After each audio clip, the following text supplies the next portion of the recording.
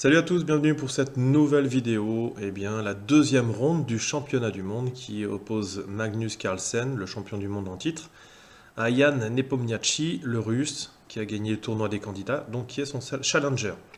Donc la première partie a eu lieu hier, il y a eu un match nul, une partie un petit peu décousue, il fallait bien que les deux protagonistes rentrent dans leur match.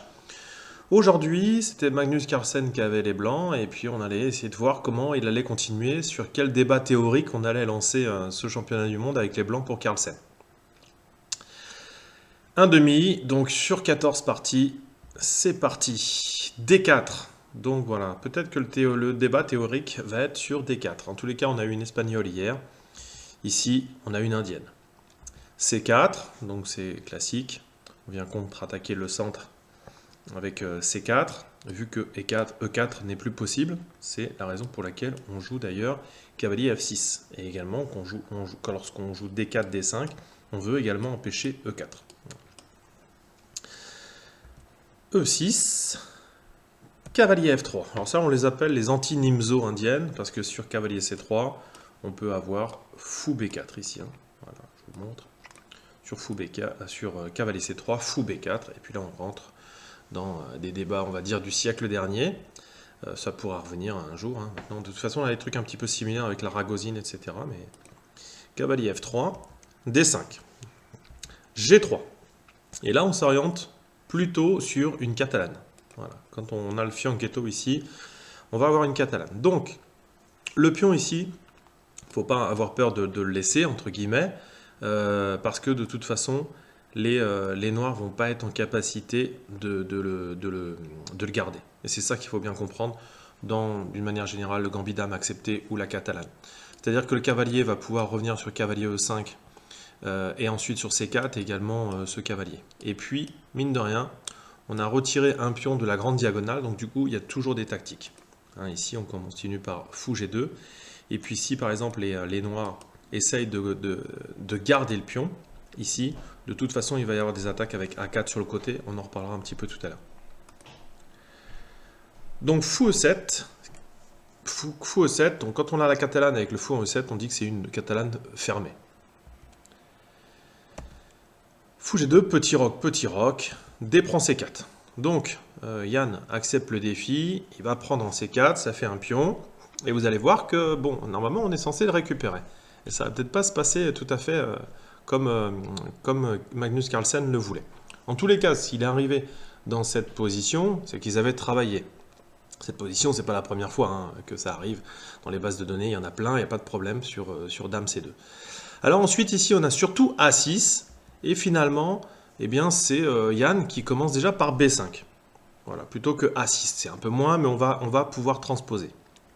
Et ici, on a cavalier E5. Donc c'est on va dire, c'est Carlsen qui dévie un petit peu avec cavalier E5. Ici, justement, c'est plutôt A4 qui est joué habituellement. Et donc là, on va comprendre ce qui se passe. Sur A6, en fait, on voit bien qu'on ne peut pas prendre, parce qu'ici, la tour est non défendue. Donc ici, on ne peut pas s'accrocher au pion. Voilà. Et ici, généralement, c'est plutôt fou B5. Et sur la prise, cavalier prend. Voilà, les blancs sont mieux ici, ils ont ouvert la colonne, bon, même si elle est ouverte pour les deux. On a un pion qui n'est pas terrible ici. En tous les cas, aucun problème pour les blancs qui sont légèrement mieux dans cette position. Pareil, l'autre possibilité qu'on a sur B5, après A4, pardon, c'est bien sûr de pousser en B4. C'est toujours le thème d'ici, mais ici avec cavalier, le cavalier F va en B2, on va récupérer le pion en C4. Et on peut même également avoir le cavalier B qui va en D2, celui-ci. Après, fou B7, cavalier prend C4, C5, avec beaucoup de parties qui ont été jouées de cette manière-là. En tous les cas, voilà le combat théorique qu'on a dans la catalane. Ici, après cavalier E5, eh bien, les noirs sont déjà légèrement mieux. Mais légèrement mieux. C'est-à-dire que bon, le pion, ils l'ont, et puis s'ils réussissent à le garder, ça va être quand même difficile. C6, et oui, quand même. Cavalier E5, ça a le mérite quand même d'attaquer sur la grande diagonale et d'attaquer deux fois. Alors ici, on ne peut pas véritablement prendre ici, sur cavalier prend, on se dit on gagne un pion.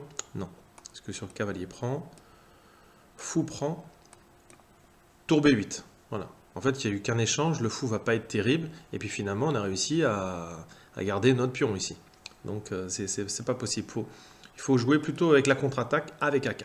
Voilà, c'est là-dessus qu'on va jouer. Et puis, alors pas beaucoup de parties avec cette variante-là. Cavalier D5, cavalier C3. Alors ici, je vais dire ça, Carlsen aurait pu prendre en B5. Sur C prend B5, cavalier F3, on vient attaquer le petit pion en B4. F6, on vient contre-attaquer. Et fou E4. Alors c'est une variante qui a beaucoup été... On a beaucoup parlé de cette variante. Il faut essayer de comprendre pourquoi. C'est-à-dire qu'ici, si le cavalier est attaqué, eh bien on obtient ce qu'on a de la catalane. C'est-à-dire ici, cavalier prend et une attaque, une fourchette avec la pièce non défendue ici. Voilà. Donc dame prend ici. Et puis ensuite, on reprend avec le fou et on va gagner la tour. Donc c'est le genre de tactique qu'il peut y avoir dans la défense catalane. Vu que le pion a été pris en C4, et bien sur la grande diagonale, il y a un petit peu de monde. Ici, bien sûr, ils ne sont pas obligés de reprendre. Et sur cavalier B6, par exemple, on ne peut pas non plus prendre dans la grande diagonale. Cavalier G4 avec quelque chose d'extrêmement compliqué ici. Donc il est parti plutôt que sur cavalier C3. Alors on est au 10e coup. C'est Carlsen qui a choisi de dévier la première fois. Et en fait, eh ben, il n'a pas grand-chose. Et on sent qu'il y a quelque chose qui a échappé. F6, donc le cavalier repart, mais pourtant, pour l'instant, il ne peut pas reprendre le pion en C4. Donc il est obligé de revenir sur F3. Dame D7, donc là les noirs ils ont toujours le pion, mais il y a du dynamisme quand même dans la position des blancs, ce qui fait que c'est toujours la même chose. Hein. Ils peuvent pas, il va y avoir des petits problèmes sur cette diagonale. E4, donc on contre-attaque au centre, c'est tout à fait dans l'esprit. Cavalier B4, la dame est attaquée, dame 2. Et cavalier D3. Donc là, ici, l'ordinateur, il préfère légèrement les blancs, mais en tous les cas, au visuel, en tous les cas, les noirs, ils ont un cavalier ancré, ils ont toujours un pion de plus, ils n'ont pas vraiment de petits soucis, à part la petite faiblesse en C6. Bon, maintenant, une faiblesse en E6, mais c'est difficile de voir quand même le contre-jeu. Hein. Donc E5 de la part de Carlsen, justement, on vient jouer sur cette grande diagonale, donc on enlève le pion des cases blanches. Fou B7, on a Yann qui conteste directement cette diagonale. E prend F6, fou prend F6, cavalier prend E4. Donc ici, Carlsen va essayer d'aller chercher la paire de fous, justement, dans cette position. Et ça compensera peut-être le pion qu'il a en moins pour le moment. Cavalier A6, cavalier E5. Donc là, il aurait pu directement prendre le fou en F6, et après G prend F6, fou H6, tour H7, tour D1. Voilà, il y avait des compensations, la paire de fous pour les blancs, une structure qui est catastrophique pour les noirs, donc peut-être que ça compensait. Il a plutôt opté pour donc cavalier E5, attaquant à la dame, fou prend, D prend, donc finalement il y a la paire de fous, une structure qui n'est pas terrible, mais ici l'échange, il va y avoir un échange au centre, s'ils veulent. En tous les cas, l'objectif de Carlsen, eh bien c'est avec le pion E, plutôt que de prendre la paire de fous comme on l'a vu tout à l'heure, c'est de venir ici, de mettre un cavalier sur un avant-poste. Voilà, un avant-poste. C'est un cavalier qui ne peut plus être contesté par des pions sur le côté, parce qu'ils ont déjà trop avancé. Ici, on a un fou de case blanche, et c'est un cavalier qui est sur une case noire. Donc ici, si on veut absolument échanger le cavalier qui est très fort, eh bien ça sera forcément éventuellement un cavalier, d'une manière ou d'une autre, mais en tous les cas, ici, on aura un pion ancré dans la position, et un pion passé. Et s'il est soutenu par le fou de case noire, ça peut être intéressant. Voilà la stratégie un petit peu des avant-postes qu'on veut obtenir. Et comme il est ancré en 6e, eh bien ici, il crée toujours un petit peu des menaces dans le camp de l'adversaire, et ça, c'est très proche de valoir une tour. Et ce qui fait que la position va continuer à être équilibrée. Parce qu'ici, eh bien, ça va commencer à être compliqué pour sauver justement une des tours. Donc, plutôt que de faire ça, Carlsen va partir directement sur un sacrifice de qualité. Il aurait pu le faire directement avec fou E3 en développant une pièce. Et ici, la position quand même était un petit peu balancée. La paire de fous qui balaye un peu l'échiquier pour les blancs. Et en échange et puis le cavalier sur un avant-poste, le cavalier en D6 qui est énorme. Et voilà. Mais il a opté plutôt pour l'autre sacrifice de qualité. Avec tour B1, prise ici, prise, prise, prise. Au moins, On n'a plus le cavalier en D3 qui était également l'identique du cavalier en D6. Mais, donc là, si on regarde la position, honnêtement, un pion de moins et une qualité de moins.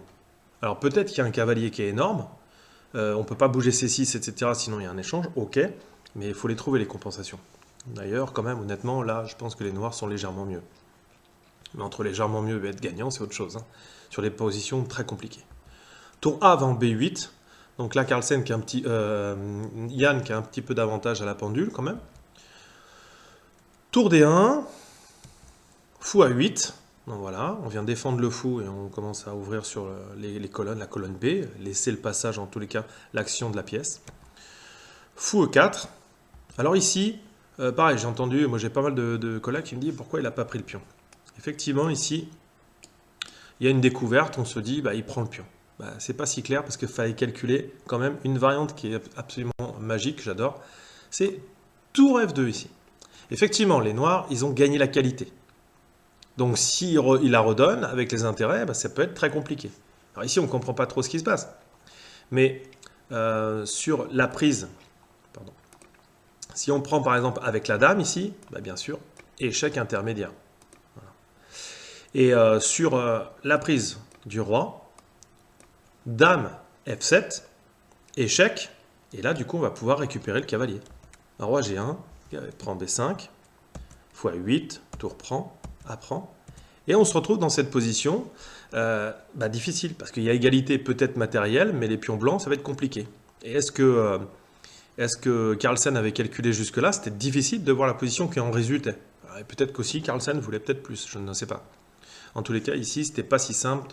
On peut penser qu'il y avait tout de suite cette tactique de la découverte sur la dame, mais on voit que la position résultante n'était pas du tout simple. Donc Carlsen a opté pour fou E4.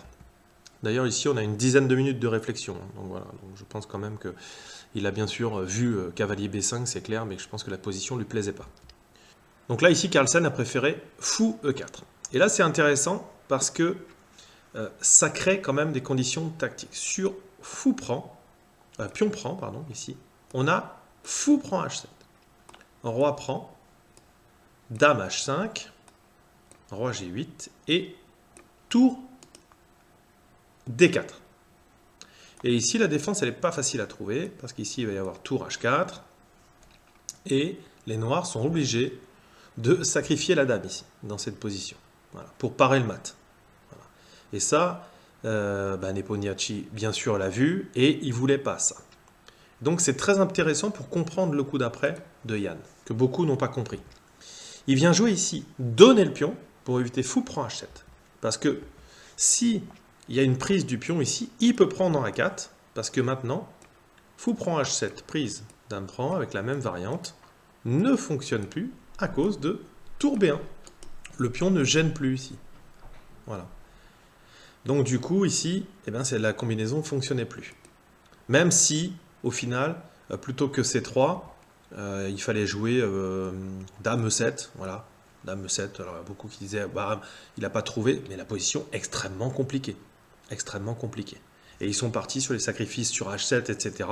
Donc, à la lumière de ça, on comprend le coup C3.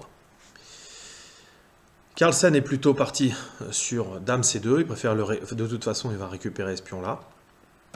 G6, prise du pion ou de la dame, alors la dame c'était meilleur, mais bon les subtilités sont tellement compliquées que je n'ai même pas envie de vous en parler. Ici il vient reprendre, en tous les cas, il y a toujours la qualité de moins et le pion de retard, et ça on peut le voir. Prise ici, dame prend E4. Donc là maintenant, le pion a été récupéré, c'est le pion C3, mais il y a toujours quand même la qualité d'avance pour Yann.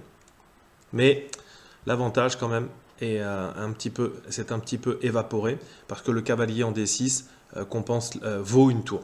Vu qu'il ne reste plus qu'un fou de case blanche pour les noirs, comme on en a parlé tout à l'heure, ici, ce cavalier, pour être délogé, il est obligé d'être pris par une tour. C'est ça qui est intéressant lorsqu'on a un avant-poste. Donc après un petit peu ces joutes tactiques, etc., eh bien Yann Nepomniachtchi a un peu peut-être raté sa chance, en tous les cas peut-être la possibilité de mettre encore plus Carlsen sous pression. Là il restait 13 coups, il en reste une vingtaine de minutes, donc pas de problème particulier. Le pion A7 a des petits soucis. Il a opté plutôt pour revenir sur C4. Et ici, les échanges de pièces. Menace de fourchette. Donc, Yann l'a vu. Et on revient sur D6. Voilà. Et là, la position, bah voilà, ça c'est le genre de position de compensation qu'on a sur le sacrifice de qualité. Les noirs ont quelques petites faiblesses quand même si bon, on peut dire que les blancs en ont aussi. Mais ce cavalier, bah, comme je l'ai dit tout à l'heure, pour être délogé, il est obligé d'être pris par une tour. Tour B6. Prise du pion, donc là maintenant c'est les blancs qui reprennent un pion pour compenser au moins la perte de qualité. Doublement des tours sur la colonne B, en roi G2, bon il est tranquille, hein. Voilà. Voilà, ça, les cases blanches sont bien contrôlées, donc il n'y aura pas d'échec un petit peu merdique. A6, en roi H3, tour C6, dame D4, voilà. On vient tranquillement consolider, et puis ici bien sûr, sur les prises, on ne peut pas reprendre la qualité, enfin redonner la qualité, sinon on est sur un échec. Donc on enlève le roi de la mauvaise diagonale. C4. Bon voilà, le pion quand il va arriver sur C5, il va être très très bien hein, avec le cavalier. Donc ça, Yann ne pouvait pas le tolérer. Dame C7. Dame G4. Il vient attaquer le pion sur E6. Et là, bah, Yann se décide à ce moment-là de rentrer plutôt dans une position un peu annulante. Et il redonne la qualité ici. Voilà. Donc bilan des courses, 4 pions, final tour dame. Bon, les noirs ont un pion passé éloigné, mais bah, voilà, le pion au centre va faire qu'il peut s'en servir tout de suite comme levier. Et puis bah, voilà, on va être obligé, s'il ne veut pas ne pas prendre le pion, ben, de toute façon, à un moment donné, par exemple, il reste plutôt sur C6, on vient avec des cas, il va y avoir une attaque, donc de toute façon ici on a quand même une position qui s'est maintenant équilibrée, qui ne pose pas de problème à Carlsen. Il a repris, échec, donc la prise du pion, mais finalement ici dans cette position, bah, la position du roi blanc là fait que bah, l'échange des dames il est quasiment inévitable, et la finale de tour avec un pion de plus pour Carlsen sera inoffensive à partir du moment où les pions sont du même côté et que le roi défend la case de promotion. Je vous conseille d'aller voir les vidéos que j'ai faites sur les finales des tours, par exemple sur la position de Lucena, la nulle de Philidor, pardon. Tour F8, F4, Dame F5, échange des dames, et c'est parti, on a cette position que je vous parlais, ça, ils savent complètement annuler, il n'y a aucun problème. Je vous montre la fin, tour A7, tour G8, on essaie d'amener le roi, mais c'est trop tard. Même si le roi est coupé de l'action ici, de toute façon, les noirs, ils ont qu'à attendre et à ne rien faire. Donc bien sûr, on n'échange pas. Hein. On n'échange pas ici, parce que là, cette finale, elle est gagnante pour les blancs. Hein. Un pion de plus, pion passé, on vient le soutenir. Et à un moment donné, on va réussir à gagner l'opposition. Et lorsque le pion sera ici, on ira faire le Pac-Man sur les deux pions qui sont ici. Donc, pas d'échange. On ramène, et puis ici, il va y avoir les échanges. Échec. Prise ici, récupérer un pion pour Yann. Et ici, on ne peut pas pareil l'échec. Les échecs, c'est-à-dire à la fois l'attaque du pion, et puis l'échec, l'attaque du pion, on est obligé à chaque fois de revenir. Et ils ont décidé de faire match nul dans cette position. Donc position très intéressante. C'est étrange quand même, parce que finalement dans l'ouverture c'est cavalier E5 qui est le plus une nouveauté entre guillemets dans cette position, donc nul doute que Carlsen avait vu cette position. Peut-être qu'il avait étudié que le coup théorique cavalier D5, je sais pas, mais même là, bon, c'est assez bizarre de rentrer dans cette variante où quand même l'ordinateur donne un léger avantage pour les noirs. Voilà, alors généralement ça peut pas de problème parce qu'on a une idée bien marquée, mais au final, bon, bah, sur ces 6, bah, il y a des idées assez standards, donc je sais pas du tout, ce qu'avait prévu Carlsen, s'il a été surpris par autre chose. Peut-être B5, mais même B5, bon, c'est plutôt A6, mais B5 quand même, c'est un coup assez standard, donc je vois pas un petit peu la problème. Donc, une ouverture, combat catalan. On va peut-être avoir un débat théorique sur les prochaines parties. En tous les cas, les 6 autres avec les blancs de Carlsen qui va arriver. Ou alors, ça va pas du tout y avoir plus et il va complètement changer. En tous les cas, et bien après 2 parties, 2 nuls, et bien il reste 12 parties pour faire la différence. Bah écoutez, n'hésitez pas à mettre des commentaires. Merci de suivre mes vidéos. Je vous rappelle le site internet www.chesstrainer2000.com. Toutes les vidéos sont référencées par thème. Donc n'hésitez pas, le site est gratuit, n'hésitez pas à faire partager. Donc écoutez, suite au prochain épisode, comme on dit. En attendant, je vous dis travaillez bien, soyez courageux, et puis à bientôt. Ciao, ciao.